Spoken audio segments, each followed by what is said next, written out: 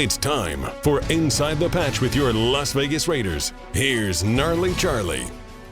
Welcome back to Inside the Patch. It's Gnarley Charley, along with Brian Noe, as we recap the game. Last night, was it a game? Was it a routing? Was it a debacle? It's a beatdown. What do you think? A beatdown. A beatdown. You know, okay, here's my epiphany about the whole thing. This could be the happiest we'll be all year. That could be it. Could be our high point. And I would not be disappointed with that, because at the beginning of the year, remember how it was just like, we hate this. This sucks. I hate this. I feel like all the Raider fans are like, this is just zero hope. And then all of a sudden we had a little bit of life, then we didn't. And then the Minnesota game was horrible. And then this gift of the gods. I think of, you go back to the adjective, like beat down, boat race. Boat race. Shellacking. I like that quite a bit. Shellacking, good, because it gives a painting feel to it also. Yeah. But I also think two things. Glass half full, from a Raiders perspective. Yeah. You can think, at least we're not them, right? At least we're not the Chargers. Right. But glass half empty, who would you rather be going forward?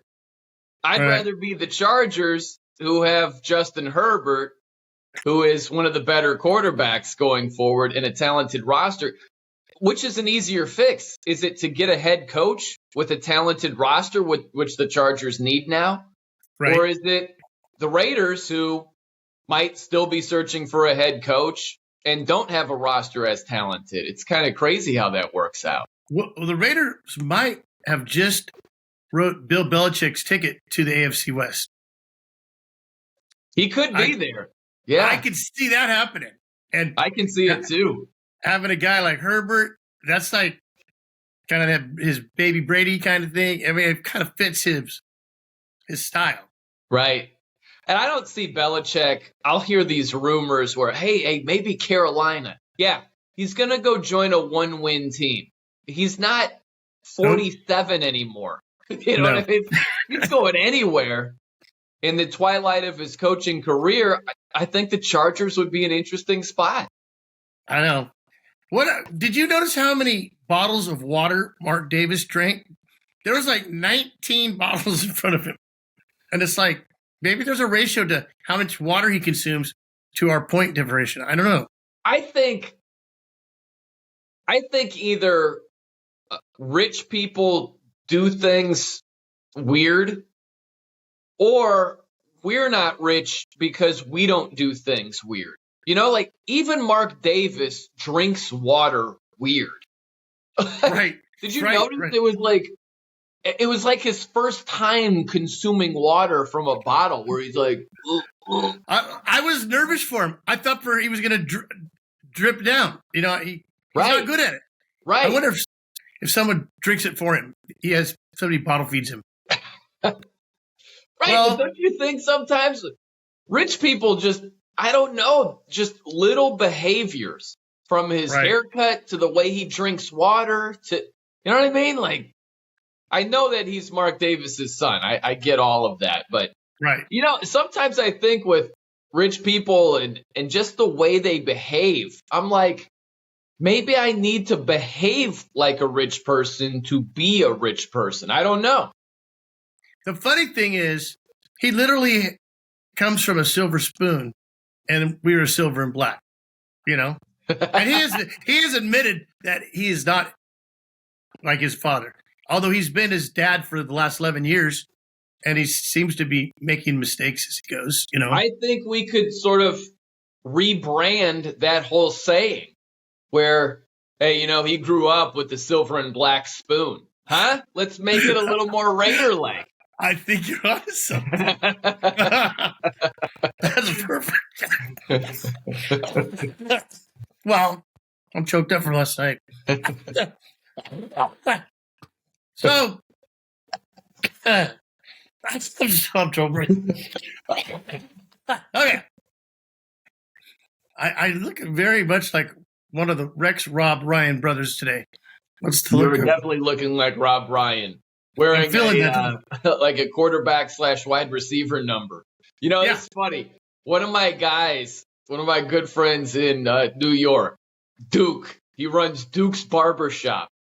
But I would go get my hair cut there, and one day he was like, you have to wear a jersey of a player that body type wise you resemble. You know what I mean? And I was like, what? He's like, okay, for instance, you, Brian, me, you couldn't wear like an Aaron Donald jersey. No 77s for you. No 90s. No, like John Jenkins with the scoop and score last night. Yeah, I can't rock his jersey. And I was like, what are you talking about? He's like, Duke is a bigger guy. He's like, I couldn't wear just the Cooper Kupp jersey or something like that. I can't wear a Hunter Renfrow jersey. And so I always think of him every time now, and it just cracks me up that that was his thought right there. Well, I have rules too. Like if you're wearing the jersey, for example, Derek Carr. If you're wearing Derek Carr's jersey and he's still in the league playing for another team, you need to rest his jersey until his career's over. Totally. Or totally agree with that. On the back. Yeah. Yeah. If you're a Raiders fan and you rocked a silver and black Khalil Mack jersey last night while he's playing for the other team, like what are we doing at this point? Yeah. And I'm sure there were many of them. I'm sure there were. Yeah. Yeah. I think there should be a rule against that. I like that idea. Or you duct tape the back, you got to alter it somehow. Well, 24 is a big Raider number. It's Woodson's, it's Willie Brown, Marcus Peters. But oof. Yeah. Yeah. Wow. That was crazy though, man. It was 42-0 at halftime. Yeah. Did you see the Chargers? They had a viral tweet when they scored a touchdown. They had the highlight of the play and they just wrote, "We scored." And they got a bunch of reaction from that. I saw there's this one guy, he plays both sides. He kept switching jerseys to, but he's going like, oh man, we scored a point. And they switched to him as a Charger. I can't believe they already scored. It was everything that you're thinking, but he did it in chronological order. And it was pretty funny because I'm like, yeah, I was saying those same things like, oh, we're going to lose it. Oh, here we go. It's too good to be true, Dude, you texted me and the Raiders were up at least 35-0. Yes. And you're like, I don't know. I'm still a little nervous. A lot of time left on that clock. Yeah. Dude. That's just me. This game is done. There's no doubt. I mean, and then we tried to give it back to him a little bit, but okay, I guess my question for you is, does this solidify Antonio Pierce or no? Or does it? No. Does it help? It helps. Yeah, I think it helps. But look, man, it's I think a lot of it is how he closes. What's your final impression from this season about Antonio Pierce? Maybe being the head coach going forward, because it was just 4 days earlier, the Raiders got shut out. They didn't score a point against the Vikings. Right. 0 so points. It feels a lot different today after hanging 63 on the Chargers. That feels great. But is the last chapter of this season something similar to the Vikings game? Or is it a 2 or 3 game losing streak? Like, that's going to make the difference. Well, at least going into this Chiefs game, I feel there's more confidence. Without that Charger debacle, I would go in like, man, wouldn't it be great to beat him? But now I'm like, you know what? Whoever wants it the most, and that's where Max Crosby's. He was preaching last night. Dude, for a second, can I just wax poetic about Max Crosby? And that freaking guy, you talk about a pro.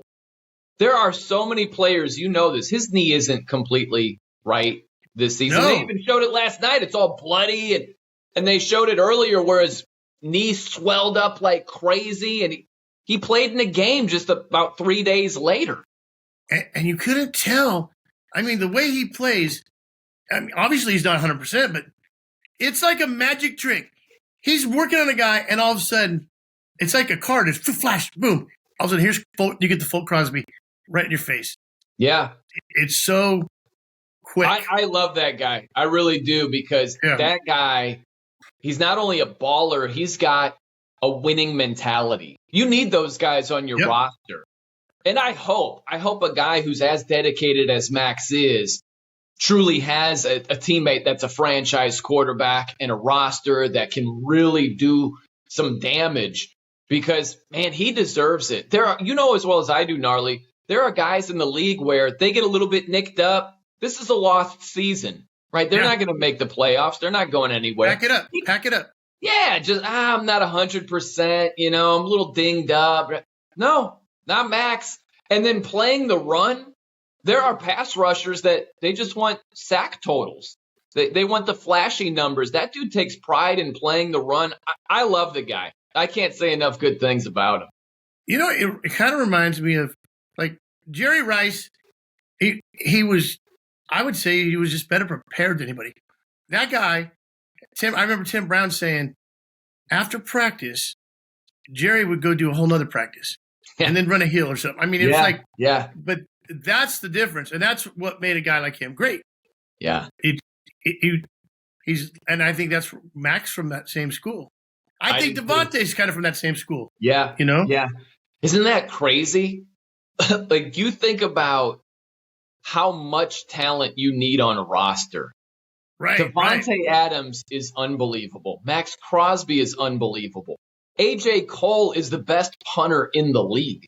He's amazing. They have some real talent. And I could point out some other guys, but those are their top end guys. Right. And it's like, they're 2 games under 500. You know what I mean? Like, you got to have the quarterback. You got to have more than just those key playmakers, but they're some of the best players in the league. So when Jones made that pick six, right? One-handed, bam. Antonio Pierce goes, Devontae, go get him. He's going to go crazy. Like, he was so excited, but he knows he gets a little goofy, gets excited, starts like, hey, veteran, go get that rookie, calm him down. We got a whole game to play. That's a great play, too. A great read. That's film study. That's knowing your keys. He jumped the route, and what a pick, That was point-blank range, and he made a one-handed catch look like someone just underhanded it to him, and he's like, oh, that was not an easy play. No. I mean, I guess it's my Raider training in the last few years. I just expect something to go wrong. Like, I can't enjoy it. I'm so, like, I'm scared. I'm playing scared. Like, oh my God, we're up by 20, but we left a minute and a half on the clock. We're dead. Because I've seen similar things happen. It's funny. It reminds me of a movie. How many times do we see the plot where there's a little boy or little girl and they're waiting for their deadbeat dad to pick them up and go do something fun? And the little kid has nothing but hope. There aren't any fears of, well, he said he was going to do this last Tuesday and nothing. They're just like, all right, today's the day. You're the opposite. You're the opposite of that little kid. You're the kid that's like, I don't know, this dude flaked before. I could see it happening again. I'm actually taking my half glass and pouring it out. Yeah. I'm like, wait, I don't trust it. I'm going to store it on the ground. Right. The milk is spoiled or something. I don't know. I can't drink this. Yeah, and like I was saying, this yesterday could have been the best moment. It might be of the year, but for me having a season, I didn't think I had anything to cheer for, anything to make me happy.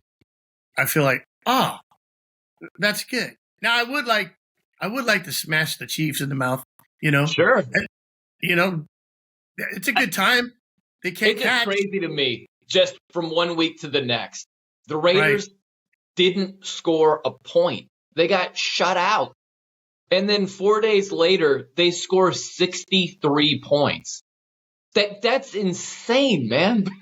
But no one in Vegas expected that. Like nobody thought. Like none of the bookies, nobody had that. Nobody what I like to do? I like to read articles about a game after the game. My new favorite thing to do. Listen, the NFL is hard to predict. I get plenty of things wrong too. So I'm not sitting here like, you unwashed peasants and your wrong analysis. I'm not saying that. It's really hard to predict. But go back and read the column about the game last night that was published before the game, right? Oh, that's and beautiful. Read how many people are like, I'm going to take the 3 points and roll with the Chargers for blah, blah, this reason, that reason. And it's like, oh, man, that was really wrong. I'm going to bet the under tonight. It's like, go with the under. Yeah, hit in the first half. So Fitzmagic before the game was like, oh, yeah, Chargers all the way. And they're like just raking him over the coals of it. Worst pick ever. And Richard Sherman, he was hilarious. He was just like, he should not be able to come back after half. Done. Yeah. Let him go right now. Don't even let him get on the bus. And did you see when they were asking Daly those questions? Like, do you think you'll be the coach tomorrow? Yeah. He was like, I don't know that. Well, and the thing is, he shouldn't answer that. That's where you go, I know that, we're going to take the next game. He answered it. He's justifying it and did not look well. Like, yeah, it's tough, man. I think you just reach a breaking point. There's so much stress. Think about that. You're leading this team of men in this highly competitive, violent sport. And you're losing, and then you lose this key player, and then you lose this other guy. The handwriting's on the wall, and the stress of that whole thing. I might lose my job. Where am I moving my family? All this type of stuff. And I think at some point you just let it all go. When he was that honest, I respect the honesty because he came to the realization this is done. He's not a stupid guy. This is not. Okay, but wasn't it funny? So one of the analysts was talking about, why are you covering your plays?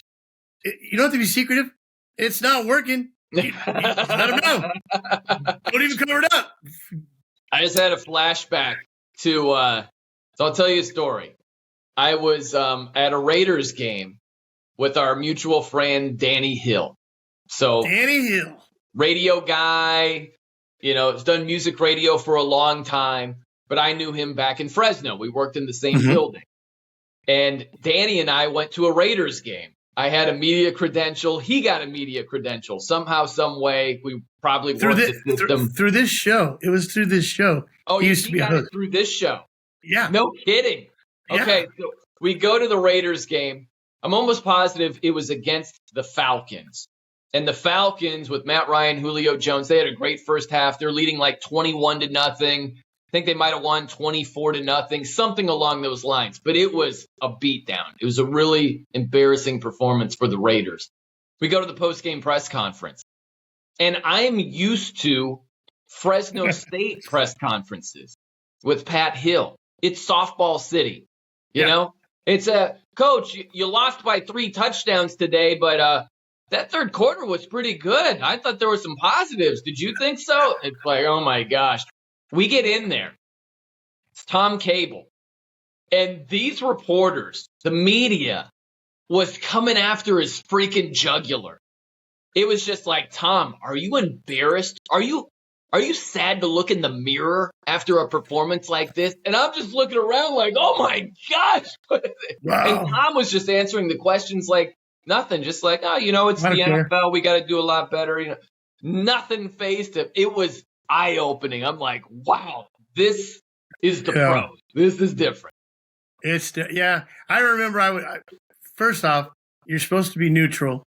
If we're playing the Chiefs, the media usually has green shirts on, Not me. I come in with a foam finger, Raider gear, and I'm half lit, probably not supposed to be drinking. Hey! I was just like, oh, So, yeah, I think Danny was telling me you guys went up to the press box too, and Danny was like eating popcorn out of the Spanish guy broadcast. Something happened. I have no idea. Yeah, we just went to our. I think we were just in our area the whole time. We go to the post-game press conference. Freaking Danny. Yeah. He's dressed. He had his Raider gear on. I think he had a Darren McFadden jersey on or whatever. He had his mirror glasses. You know, like you can see your reflection in his glasses. He probably had a Raiders hat on. And out of nowhere, all these reporters are dressed up nicely. Some of them are in suits and ties, very businesslike. Freaking Danny and I are in the front row, and out of nowhere, Danny asks Tom Cable a question. And he's like, "Are you thinking about starting Andrew Walter next week?" And I just slinked down in my chair like we're going to get thrown out. I'm like, oh my gosh. And Tom Cable answered that question just like it was any other question. It was fine. My first pro locker room was strange because all of a sudden I'm talking to, I don't remember who I was talking to. I just know Tyrone Wheatley put his leg up, naked body right next to my head. I'm like going, oh, there's all of Tyrone Wheatley. And I got a microphone and I'm like, geez Louise, why is that so close to me? Are you part of the chain gang? What is this? It is the most awkward scene. It really is. I went into the Lakers locker room because they would have a preseason game in Fresno. Yeah, I remember that every year. And so the LA station asked me to go there to get audio, interview a couple of the players, just get some audio for the next broadcast. And I'm like, okay. So the media members are in the locker room and we're just waiting until the players are ready to talk. In the meantime, they're stripping down. Some of them are going to the shower. I'm like, what are we doing here? This is why am I looking at this? Staring at the ground oh my gosh, tell me when someone is wearing some sort of clothing. Am I at Chippendales? What is going on here? Yeah, crazy. I remember because the Lakers would come, and that's when Tark was at Fresno. And Tark, all the guys, Shaq, everybody loved Tark. Yeah. When they'd be and Tark, sometimes I didn't know if he knew where he was at. He was in his own little land. Tark was the absolute best. He did a coach's show on the station I was on for 2 years. So I worked with Tark a lot.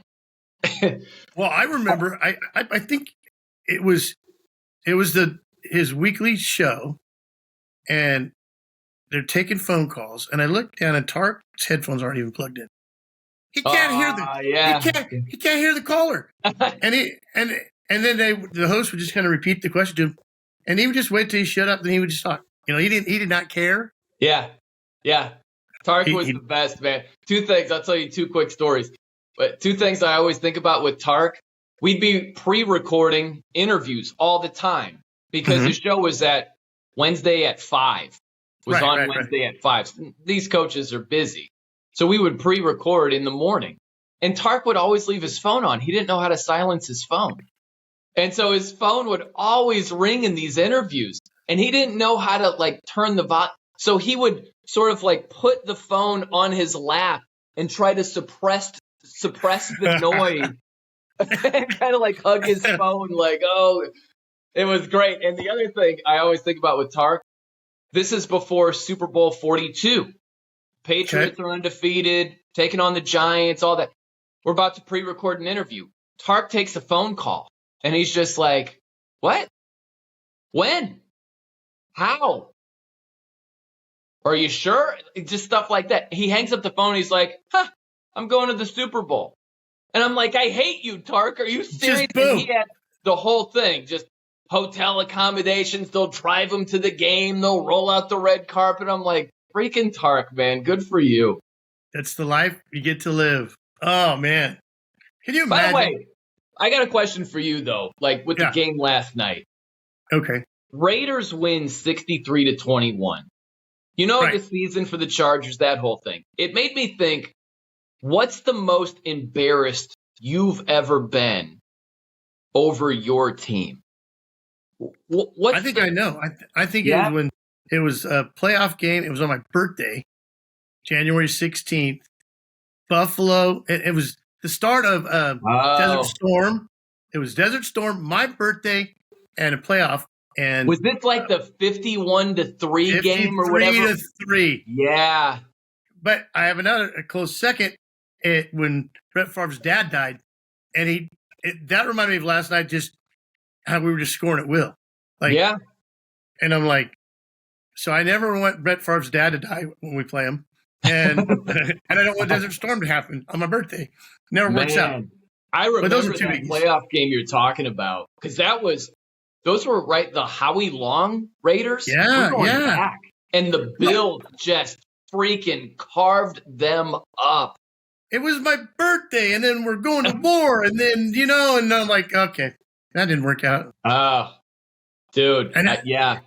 And that's a depressing way to end your season. I hated the Bills for years because those Jim Kelly Bills, they beat the Dolphins in a couple of really important playoff games. They beat the Dolphins in the AFC Championship game one year. Oh, yeah. Heartbreaking. Yeah. Well, but man, like, I don't have an expectation of us winning out. I know that's what we have to do. I know that even if we win out, other things have to happen, What are the remaining 3 games? We have Kansas City, and we have Denver, and we have – who is it? It's someone we should beat, and I can't remember. I should know. Oh, really? Or we should – Colts, maybe. Is it Colts? I don't know. Let me check it out. Sorry, I should have looked at this. I should know. There's only 3 games left. Let's just play name the team. Does that sound right? Cowboys. I don't think that sounds right. I know it's not the Vikings. You're right. It's Chiefs, Colts, Broncos. Okay, I thought it was like Murderers Row or something. You at least have a chance to not lose out, right? Hey, win a game, maybe 2. That's the Wild Wild West. We got Indians and horses, and we got Colts and Broncos and Indians. Do I look like Mark Davis drinking? Yeah. Like he's so nervous. It's like, is the water going in? Is it going in? Okay, so I took the tour of the stadium, and they were real weird about we got to go in his room, and they overly stated, do not sit down. Like, do not. And then I almost thought we had to sign a paper. I will not sit down. And it's like it was this, we'll let you go in and take a peek, but like a germaphobe thing. Like, do not put any of your Jeremy Raider fan germs on anything. Huh, really? And I've seen all the water he's drinking. I think he's got a little Howard Hughes syndrome going on. We're just. Maybe he thinks there's some special juju in the seat he sits on. Right. And he doesn't want random person messing with the seat juju. I don't know. That's what it sounds like to me. Well, the guys, he did change his haircut a little bit. Because I looked at the footage of the day he hired Gruden, and he was really bad. I mean, it was like it was like it was peak bowl. What are those babuskas? Those Russian dolls, the heads come off. It was like that. It's like, wow. You painted a bullet or something. I don't know what your head. And it's almost like he ran his fingers through his hair. You know what I mean? It didn't sit down like the normal bowl Jim Carrey and Dumb and Dumber look. It's almost like he's just like, Well, the thing is, I think when you're too rich, no one's ever honest with you. Yeah. You never get a straight take. Yeah. Because they don't want to. It's like the Naked King. Oh, it looks great, Emperor. Your clothes look great, and you're naked. It's like because everyone's scared of you. By the way, I saw Napoleon. Oh, yeah. Not the greatest. Okay, did he use a French accent, or did he just straight up like? He just spoke in English. Just. It's kind of like, just like. Yeah. And was he that short? Yeah. And they did he some cool tricks in the movie to make him look shorter. I don't know how tall Joaquin Phoenix is, but I don't think he's Napoleon short. Did he like strawberry, vanilla, and chocolate ice cream at the same time? Because isn't that called really? Napoleon? Yeah. That wasn't in the movie. I don't know. Isn't that called Napoleon? I don't know. They skipped over that very important chapter of the movie. They left that out. Okay. All right. So we're going to get together one more time before we're 11 days from playing our next game. So that's just enough time for the Raiders to forget how good they were played. And, but I think they are playing for Antonio Pierce. I think they are. Yeah. And look, man, he's done a really good job, all things considered. He's done a better job than Josh McDaniels did. That's for sure. I loved when he felt like the defense wasn't trying with 7 minutes left, and he starts screaming, F-bomb, F-bomb. Yeah. Like, get off the field. Yeah. Like, come on. And I was like, that's a coach. That's a coach.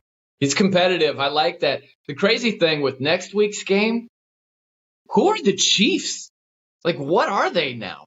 I don't want to sell all my Chiefs stock, but it's been one of these years where you're like, okay, they're going to beat the Packers. And they didn't beat the Packers. Oh, well, they're going to win at home against Buffalo. They always seem to come through in spots like this. Nope, they didn't there either. And it's like, wow, it's gone on a lot more than normal for the Chiefs this year. Well, it seems like the games they used to automatically win, they've been losing, And Taylor Swifties out there, if the Raiders beat the Chiefs, you're guaranteed more music because she's going to have to write a song about how sad Travis is.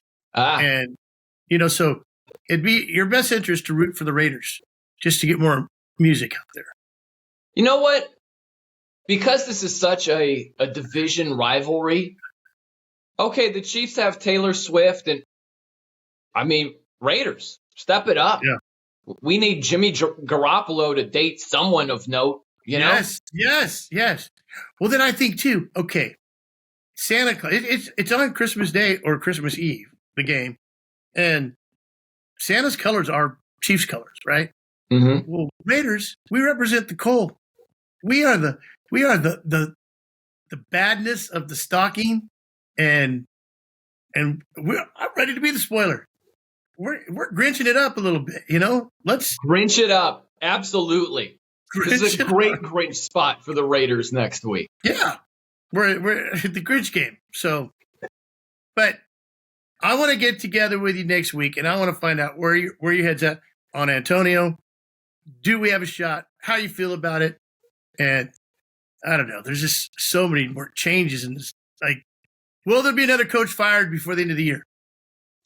And we can also break down Mark Davis. Will he look normal drinking water at any point this season? Should we get him H2O lessons? That's an interesting question, though, right? We could dive into it. Is there another head coach that gets fired? We don't have a lot of weeks left. Not a lot of runway. Probably. Not a lot of runway. I think so. I don't know. At this point.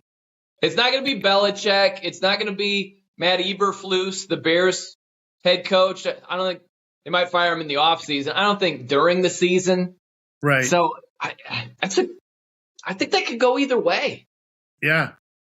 Well, also January 10th, I believe, is when Gruden's the next trial thing.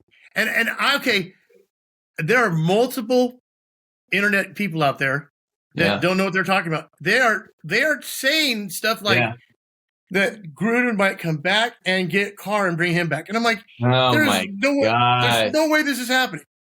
It's like it reminds me when I first started doing fantasy football, and I was always like 4 years behind. Like I'm picking players that were no good anymore, but I thought they were good because they were 4 years. It's like right. You're not being realistic, man. It's like time to move on. What's funny is that rumor would be better if those guys were better. You know what I mean? Like if there were a rumor, I need to come up with something off the top of my head, like, hey, there's a rumor that Tom Brady is coming out of retirement. So is Gronk, and so is Bruce Arians. We're getting the band back together in Tampa. They won a Super Bowl together. It's like, oh, wow, really? Is there truth to this? The Raiders rumor is John Gruden and Derek Carr might come back and hope to get to 9-8. Like, what is that? What are we doing?